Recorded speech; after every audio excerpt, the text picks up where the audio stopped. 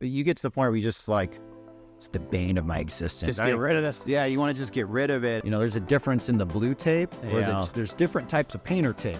You got to use the expensive blue tape to tape stuff off. Otherwise, you get lines, inconsistent dabbing. Yeah, it bleeds through, and it's just like, oh my gosh, it's a disaster. I look back of the couple hundred homes that we purchased doing this over the last 4 years or so. 90% of them are folks that just wanted the convenience. Yep.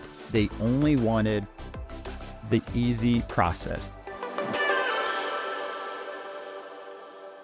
Kobe Sway here with Adam Briley, like usual. And today's topic is going to be instant offer. Yeah. Which is kind of a way the market seems to be moving towards or going back towards. We're hearing a normalized market. What's crazy is we've been seeing real estate agents saying the house didn't sell and it's been 4 days. Yeah. Or it's been a week. Yeah, I've gotten a lot of those calls and texts from either team members or other agents in the marketplace, and they're like, and I look it up, and it's like, well, it's been on for 7 days or 10 days or whatever. And yeah, I mean, I just did a market update just to talk about that real quick. I just looked at the data, and so Millard is a weird one for some reason. Listing inventory in Millard School District alone, this is all price ranges, increased by 140% from the previous month. Now we're in June right now, 2024. June, but this is technically May's data because we're always a month behind on getting that data. And most Elkhorn, Papillion, Bellevue, all the rest of the school districts, as I was doing it by that was probably like, I think the biggest increase was like 30% increase in listing inventory. It might have been a little bit more, depending on where it was. And then also we're seeing pending home sales are dropping. So March and April, we saw a nice spike compared to the previous months, obviously, but even the year prior at that time. But then, what May is when the storms kind of happened around here. So that probably had an effect. Of course, interest rates are always affecting that too. But we definitely, May is when you started seeing this downward trend on sales. And I was just talking to a seller before this, and, in some areas, there was as much as a 54% decrease in sales. Wow. So inventory's climbing. So it's giving buyers more options. But there's definitely a lot of cold feet. There's buyer deals falling through. And we've kind of dealt with that fall through, starting 2.5 years ago, kind of when COVID market ended. Yep. Just buyers started realizing like, gosh, should I be doing this with the higher rates? Is this the house? There might be a better house they want to try to buy. So definitely higher fallout rate. But just overall, there's more options and just not as many sales happening right now. And again, is that because the storms happened, then you had school getting out, and then you have sort of summer vacation. Families are getting used to that summer routine with their kids at home, figuring out what their kids are going to be doing and all that, which I think is pretty normal. It was just a bigger drop in home sales, pending sales, than I think everyone is expecting. So what happens is sellers are starting to be like I have a house, it's a higher priced home for the market, and it's been on for 18 days, so not too terribly long, but it's still, with that, you got to make sure you're communicating that with your clients and educating them of what's going on. And that's my biggest advice to any agent on our team or anyone is like, just educate your sellers of what's going on in the marketplace. And it's also good to educate your buyers too, because you might be able to negotiate a better deal. My sellers too said, hey, bring us an offer. That's always a common thing I hear is like, why don't they just write an offer, right? I don't actually have a solid answer for that. Like, well, I wish buyers would just put something on paper. But then it feels more committed, like I gotta go through. Yeah, and then they get mad about the fall through rate. Yeah, but then also too, like, buyers are like, well, whether it's they only want to work with motivated folks or bring me an offer might mean 10,000 to one seller, and to that a buyer might mean 50,000 off. Yeah, that's true. That's the other hard thing too. A buyer doesn't know what is their limit that they can do or can't do, and the seller's thinking the same thing too. So that's kind of what's going on in the market. I think it's always good to look at that and then educate your clients of what's going on there. But with that, a trend that I've seen for really the last like 4 or 5 years, and this has been a trend well before us, is, there's different terms: instant offer, iBuy. If you ever hear the term iBuy, that is like an instant buyer is the way I look at that. And there's a ton of iBuy companies. Even Zillow did it. What did Zillow call theirs? Is it just it was their iBuy program? Yeah, I thought it was just Zillow's iBuy. Yeah. They partnered with another company. Yeah, but they did it, and obviously it didn't pan out too well for it. They lost like $500 million one year, so they kind of got rid of doing that.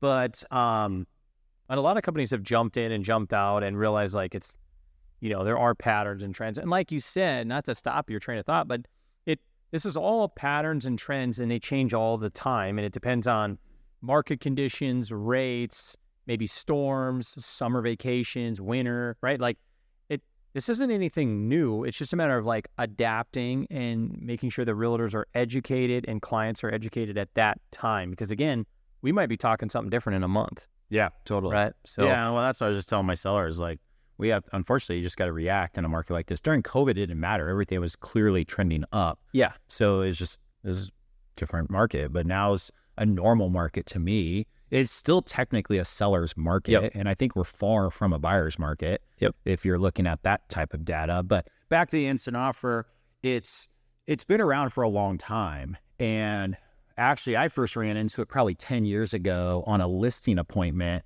And I was on the listing appointment, and it was a very market-ready home. It was like perfectly show condition. It was a perfect house to list. And he was in no sort of financial stress, nothing like that.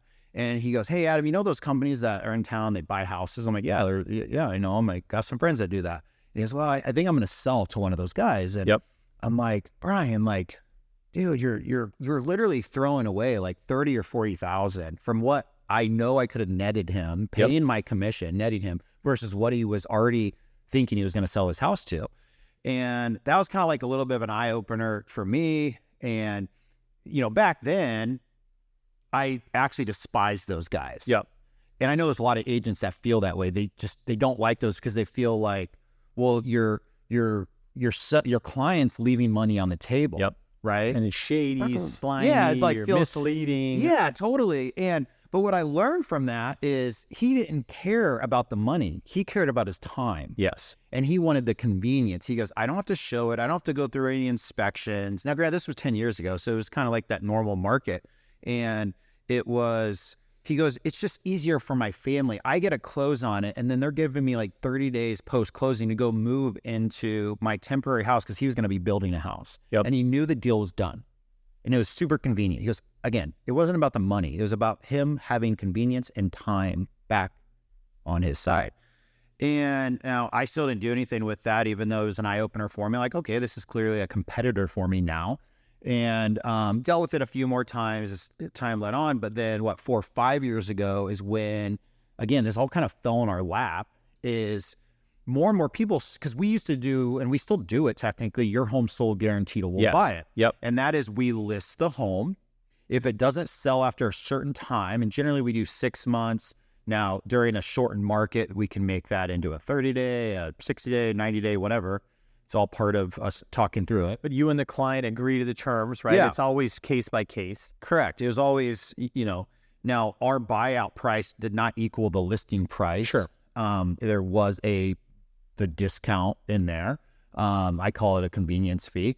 But so by us doing that for the last 15 plus years, people just started coming to us and started saying, "Hey, like, would you just buy this from us like right away?" Before even listing it. Yeah, before listing it. And I started getting asked that more and more. And I'm like, maybe we should do something with this. Clearly other companies do this and they do it well. I've been always on the riskier side, but I didn't necessarily want to start buying like up 10 plus houses a month. Well, fast forward and on rentals and stuff like that sounded like property management. Yeah. Owning rentals, Stacy, if you ask Stacy, she is not a fan of rentals really at all. Now we have rentals and I keep pushing her to get more and more, but there's a lot of work. There's a lot of information out there. I'm going to digress a little bit, but like, if you're an investor and you're a first-time investor, I would always encourage you to go try to wholesale / or flip a house versus go buy a rental necessarily. Yep. Because you're not getting rich off a rental. Yep. Especially with interest rates right now, unless you're putting out a large sum of money, cash flowing is pretty rare right now. Now, during COVID, when interest rates were really low, like that was made it a lot easier. So again, like people started coming to us more and more. So we kind of made it into a thing, and we made it a whole separate business of offering this instant offer. And if I look back of the couple hundred homes that we purchased doing this over the last 4 years or so, 90% of them are folks that just wanted the convenience. Yep. They only wanted the easy process. They did not want to deal with, just like the Brian story, they wanted it easier for their family. They didn't want to have to deal with showings. They wanted to be able to close on it, maybe have a few days or a month to move out at their time frame, and didn't have to deal with inspections, appraisals, or any of that. And that is most of what we're doing. Like I just bought one here and I close on it here in a couple of weeks. It's an older couple. They're actually past clients of mine. And they knew I did this. And it's always the last option I give them. I always push for listing it after you fix it up, listing it as is, maybe listing it with a few updates. Yeah. And then the very last on the totem pole is me purchasing it. And you're very like straightforward, like this is what it would be for this. This is what it'd be for this. Like they know without a doubt, they will make more money by putting it on the market, listing it, paying our full commission versus me buying it. Yep. They know that. And again, the folks I just bought, I'm not going to say their name because they are a current client and currently under contract. But I came in and I purchased it, and because they asked you about it, or did you bring it up to them? So they ended up bringing it up. Okay. But anymore, a lot of times I end up bringing it up as a last option. Got it. Just because I found that they end up asking anyway, so I just try to get ahead of it and bring it up anyway. It's just part of your usual pitch. Yeah, but there are a lot of times, like if I go list a house, I'm like, hey, this is a house you definitely list. Like I did another one in Bellevue, great family. It was actually a house I flipped. Oh. That Stacey did like 2-3 years ago, and they bought it from us. We weren't their agent. So I thought this was interesting. Well, they've reached out to us and said, hey, we know you know the house better than anyone. Can we talk about putting it on the market? But they made it very clear from the get-go. We want to talk to you about you buying it back from us. Oh, wow. Okay. They're moving out of state. And now this house is like perfect, pristine condition. I mean, not only did Stacey do an awesome job remodeling it, but also they have amazing furniture. Like it's like you walked in a Pottery Barn. Oh, wow. And I mean, that's every agent's dream to have a listing like that, because you know it's going to go on the market, it's going to sell, and you will probably get a good price.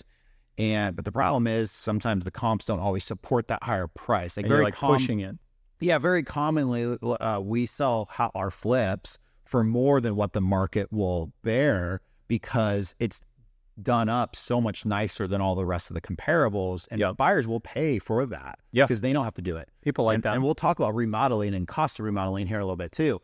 But again, like them as well, they're just like, they just did not want to deal with showings. They were moving into a different, smaller town. They wanted to get some more small town living on a little acreage. Yeah. And they wanted to avoid the hassle of having to deal with showing it. They both work from home. So that was a factor. That's a big deal. Yeah, that was a factor. So it was pure convenience. And he said up front, like, I know I'll take a haircut on this because, and on that one, I didn't even pay him. I didn't even buy it for what they bought it from me from. But the reality is, if you go sell your house after 2 years, it's tough to make anything on it. It's in a normal market. During COVID, that didn't really apply, right? It hardly ever applied. But, in a normal market, generally, what is it, like 3-4 years before you catch up to appreciation, paying real estate agents their fees and title fees, escrow fees, and all that, and then paying the course of paying down your loan, depending on what kind of loan you got too. Yeah. So them selling after 2 years, they took a little bit of a haircut. But again, and I actually begged them, like, guys, like, you need to list this house. Like, this is a great house to list. They're like, no, we would much rather go down the path of you purchasing it. That's interesting. And then the older folks I just bought, their house was a little bit more dated. It's clean. But again, they're moving out of state. They're doing a big move, like total East Coast. And they didn't want to stress about when's it going to happen, because they see homes in their neighborhood sit on the market longer too. Because normally you're looking at, 30, 60 days is still fairly quick, but people have forgot that, like, 90 days plus is not the end of the world. Yeah. I mean, most homes are selling within 60 days, I would say for sure on the higher price range ones. But normally, I mean, there's always an outlier, but like, I feel like most of our listings sold within 3 weeks. Yep. If you were to really look at it. Yep. That's why I always kind of giggle when people say, oh my gosh, this isn't selling. It's been a week. But yeah, it's total convenience. And then when I buy them, we come to an agreement on price. And generally on that, like when I'm presenting that, if I'm like $30,000 away from hitting the number that they are hoping to get, I generally will go to them and say, hey guys, I can't get to your number. And I told them this up front. I'm like, if I'm too far apart, I'm not even going to present something because I don't want to tick you off. Yep. I don't want to create this bad vibes. It's just, I know what the numbers have to be in order to make sense. And do you normally ask them what their number is then? I always try, but most of them come to me and say, hey, we're really trying to get this out of it. Okay. Knowing that we're selling to you like this. And then 100% of the time, I've never been to their number. Yep. Sometimes I'm real close. Because people always want more than what you can give them, you're saying? Yeah. Okay. And I've never paid more. Now, there was one case, actually, if I think about it, we're doing one with Alec where we ended up paying her $5,000 more than what she wanted. Because we looked at the numbers and we showed her the data. Here's everything. Like, we feel at this number, this is a more fair price. Because as a real estate agent, you have to make sure you're not, I care about my reputation. Yep. Where I don't want to be known as the guy that's gouging everyone and then they can come back and sue us later on. Totally. Right. So that's why we are very like upfront on everything, showing them the info and then putting things in our contract to make sure that they understand like, hey, by you not putting the home on the market, you're potentially leaving money on the table. And we will make money on it. Yeah. Like that's the point of doing it. The goal for us is to make money. And now I can't remember how we got sidetracked on that. I was going somewhere with that, but no, it's okay. So you have today's market, we'll say it's starting to normalize. We've been saying that for a couple of years, but we're starting to see more people coming back to, what are your options or services that you can provide? And I feel like if I wanted to, for example, I wanted to get a coffee, I have the ability to get my car and drive there, or I have the ability to order it on an app, or I have the ability. So if anything, we can list your house, we can provide a cash offer or an instant offer, and we can provide, like you said, some fix, some repair. So it's just an additional option or service that we do provide. Yeah. And across the country right now, we're seeing a lot of real estate teams and companies go back to an instant offer because we weren't really seeing it because the homes are flying off the market within it wasn't necessary. Yeah. And before we go into the other teams doing this too, the thing that we do too is if a home needs fixed up and they have the available funds to do that, we will help line up all the repairs. The contractors and everything. Everything. I mean, there's time, I don't like to really flat out go and say, I'll do this, but there's times where I'm paying the bill and then they're paying me back at closing. Sure. But a lot of times if they have the cash to do it, they approve the bid. And if maybe they don't like the bid, we're like, we'll get another contractor in there to bid it out. And then they approve it and they're the ones paying it. We're just basically playing the role as the middle person to help facilitate making it easier transaction, like that white glove service.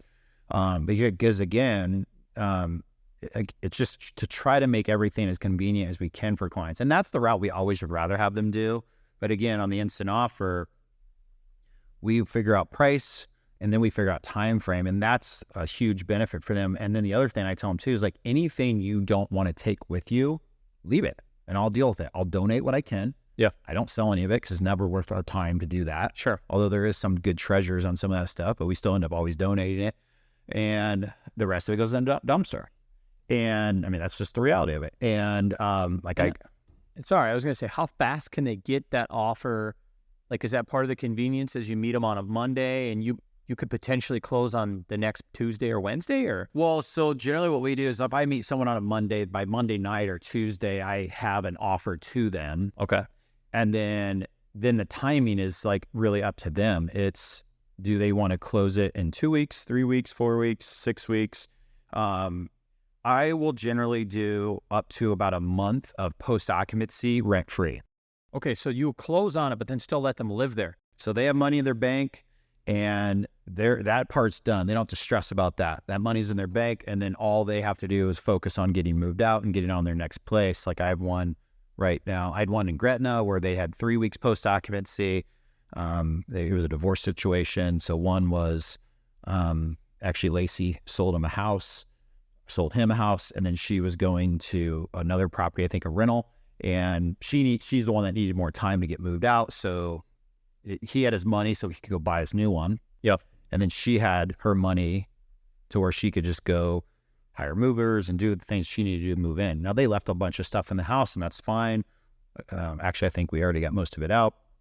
One in Bennington right now, same thing. She's moving out of state, and she wanted the convenience, and she is doing probably a week post-occupancy. I don't think a lot of people do the post-occupancy. No. I feel like that's an uncommon thing. Yeah. I don't know that. I don't know if a lot do that or not. We just try to do it to make it easy for them. The clients. But I'm pretty sure like a lot of the times what the biggest drawback I was seeing was generally you have to follow their rules and you have to get out kind of in their time frame, some of the national ones, not necessarily local. But for you to allow, you want to provide convenience, you live in this community, you're going to see these people again. A lot of these national people will come in and they'll never see them again, so they don't care what the experience is like. Well, and the other thing, too, with the national companies that I've noticed is these folks will get offers from those national companies. Well, they haven't seen it technically yet. Yeah. So they get the offer, and generally their offer is more than what I could pay for it. Yep. But it's what happens Sight is unseen. It's sight unseen, and they have escape clauses in there. Yeah. And so then they get within weeks of the closing table, and because of their contingencies that they put into the contract, they have the right then to back out and cancel the contract. So now those sellers are back to square one, where if I give an offer, I'm committed. It's done. And now if they come to me and said, hey, I no longer want to sell it to you, can we cancel this contract? I would do that all day long. Contractually, legally, I wouldn't have to, but it's also my reputation I'm looking out for. So if they ever wanted to, I'm like, absolutely. No different than a listing. Sure. If someone wanted to cancel a listing with me because they had a change of heart or whatever, never been fired, knock on wood. But if somebody passed away, circumstances changed. Job change or last kid moved out and they decided they want to stay in their house, whatever. We would cancel the listing contract. But same thing goes if I'm buying it too. But again, it's all for the convenience to have them moving out on their own time. And I found that's where I always find it interesting the amount of people that are electing to go with that option. Now, I would say the only bottleneck with that right now is what is the house worth versus what I feel it is worth. So that's sometimes a disconnect. And then people look online and they think their house is worth a lot more than what they probably know it is. That's generally what it is. And then also, I had a seller, for example, just say, hey, they're like in the mid sevens. This was a mid sevens house. And there was a house, they don't have a pool. Well, there was a house that just sold for $785, but had an in-ground pool, same house plus a pool. Well, pools are a lot. And and a lot more than people think. Yeah. And pools are in demand ever since COVID happened. Yeah. People started wanting pools. And, so it's like, well, we can't really compare your house to that house because they had an in-ground pool. I mean, go put a pool in these days, you're spending $80,000 plus. At least. Yeah, landscape and all this stuff. So, it's a big difference. Doesn't mean that's how much less your home is worth, but it is worth less. And pool contractors, last time I checked, sometimes they're out a year to a year and a half. Yeah. Yeah. So you're not getting it anytime soon. Yeah, totally. So, there's sometimes that disconnect, and then also being able to, again, figure out and then, with us, we just decide we will push it on prices for sure. Meaning, I'm going to use simple numbers here. Let's say my offer is $175 and they really were wanting $200. And if I look at it and I'm analyzing, I'm like, okay. And they're like, I'm not moving off of $200. Sure. And if I look at it, analyze it, and there's times where I'm like, is this a risk I'm willing to take? Could it be a good rental? And I just did this on one actually where they wanted 200 and I was probably 180 range, but I decided at the end of the day, you know what? I'll pay the 200 because it's going to make for a good rental for me. Sure. I didn't steal it. I probably got it for market value. Sure. But I felt like, you know what? I got it. I secured it. It's going to go into our rental portfolio, and it'll be good. So there are times where I push that and go above what I normally would do, but there is sometimes a disconnect there. Yep. Where I just can't bridge that gap too. So the first barrier normally is price. Yeah. What do you think is the next thing that kind of like the next bottleneck is finding the opportunities. If you're talking from the investor side, is like there's just not as many of them, and it's for someone that wants to build their rental portfolio or flipping. It is harder to find those. Those deals are harder and harder to find. Like you're not getting the smoking deals anymore. That's gone. That's gone. And as I talk to other investors that just do this, they, where they would normally have 20 in their pipeline, they're down to like 2 or 3. That's a big difference. 2 or 3 maybes. And they were 20 for sure, and now they're 2 or 3 maybes. Well, and think about this. You're employing contractors, right? You're employing people's jobs, livelihoods, right? Like it's not like you, again, you're not like just trying to load up all this cash and then you're just like off to the bank, right? Like you've got contractors to worry about. Again, rentals is a major in-demand thing right now because of the cost. And again, some people can't afford to buy a house, and the rental market is a great opportunity to provide people a great housing option, right? That can't afford to buy a house. So you're doing great work on both sides. If you really think about it, again, you're not in this to screw people over or doing anything wrong, but that's a big deal for contractors too that would probably get nervous. Well, yeah, even with us, like we have slowed down on the remodel stuff. So then our contractors potentially have to go find, they were work exclusively with us. Well, now they got to go find other work potentially. Yep. And then you run the risk. So there's times where I'll just buy a house to give them a project. Sure. To keep them busy, even though I know I'm probably not gonna make any money. I might lose money on this. But you lose more money, honestly, if you didn't have contractors. Yeah, because then if they go elsewhere, then I can't have them come onto our future jobs where there is an opportunity for us to make money. Yep. And that is like, that world too is very tough because the cost to remodel a house 5 years ago versus today is, so why don't we talk about that now? It's double. That's a lot. It's in my opinion, it's double. The cost of the goods, the cost of the product, PVC piping, electrical, the outlets, all that stuff has gone up, and then labor cost has gone up too. Is labor still having a problem with contractors? Oh yeah, totally. Like we have some guys that they're like, even our lawn guy who runs an awesome operation, and he's like, it's hard to compete because if companies like, let's use Kiewit, for example, big company, if they're paying $80,000 salaries plus benefits, that's really hard for the smaller lawn guys, the smaller contractors to compete with to get good work because those jobs are available for those types.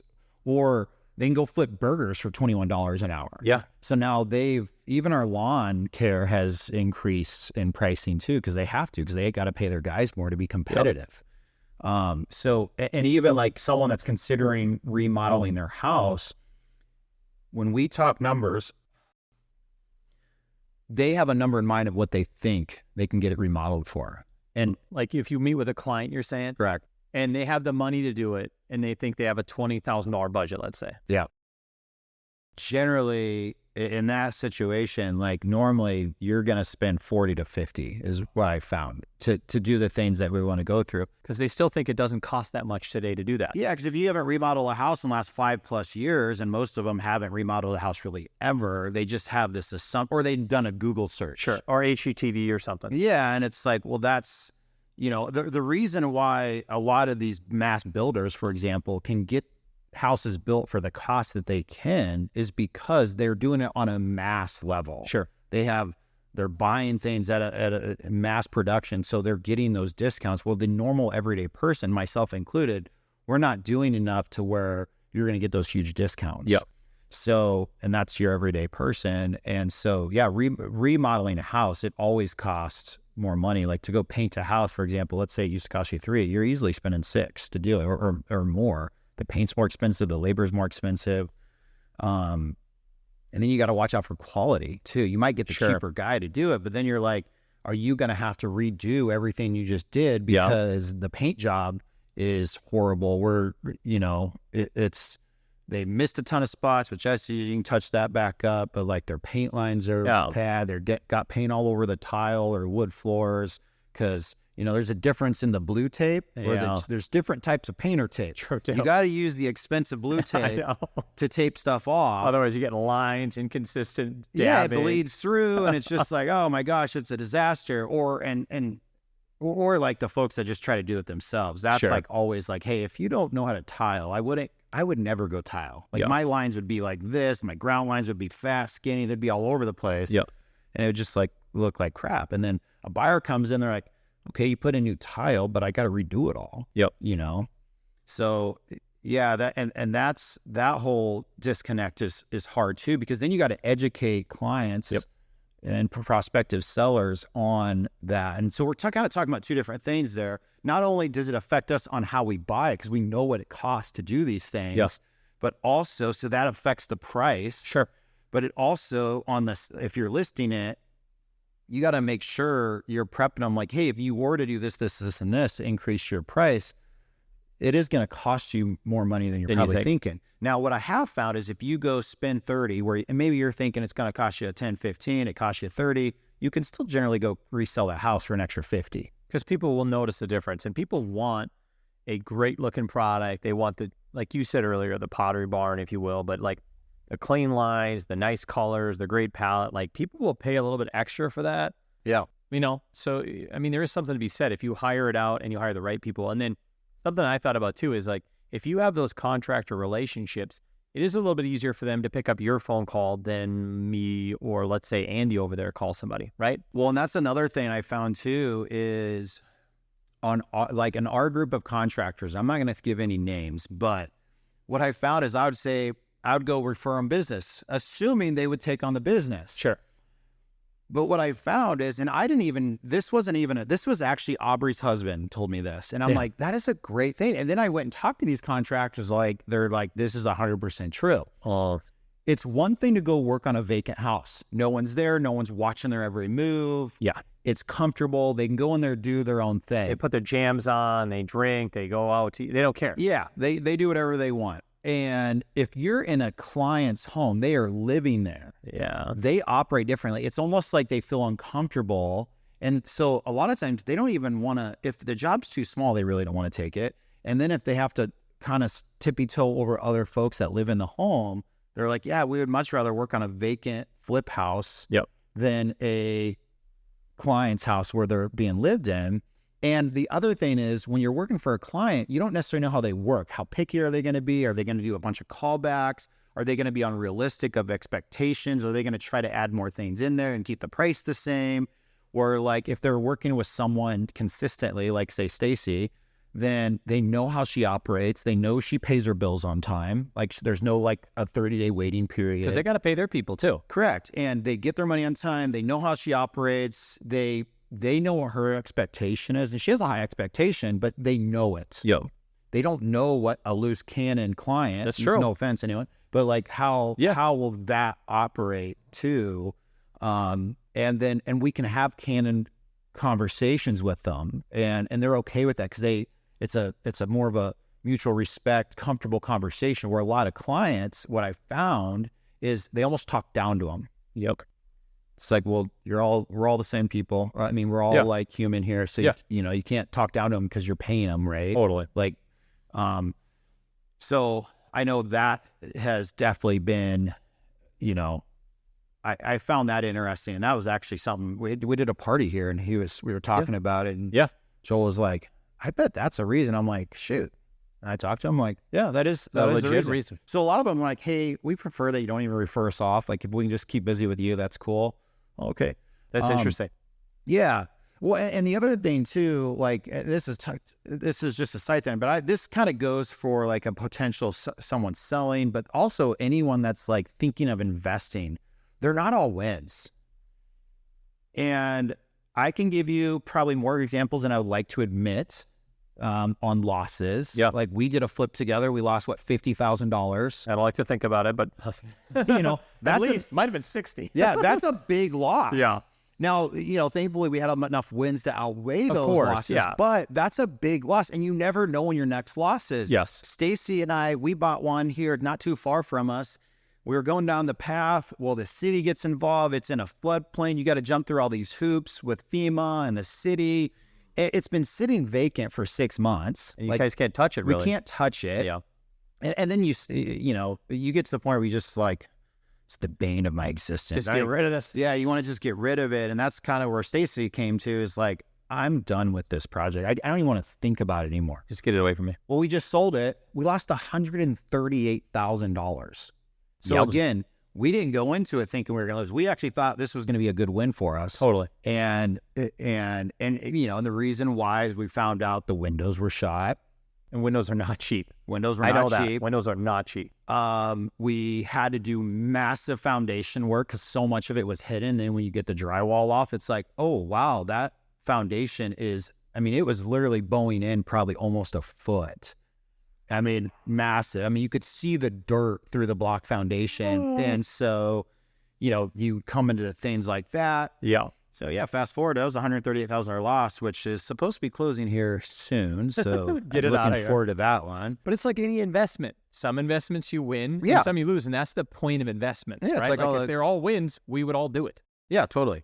We did another one too where I bought it, had an in-ground pool, and he had a contractor, this was like 5, 6, 7 years ago, come and say, oh, I can repair all this for like $6,000.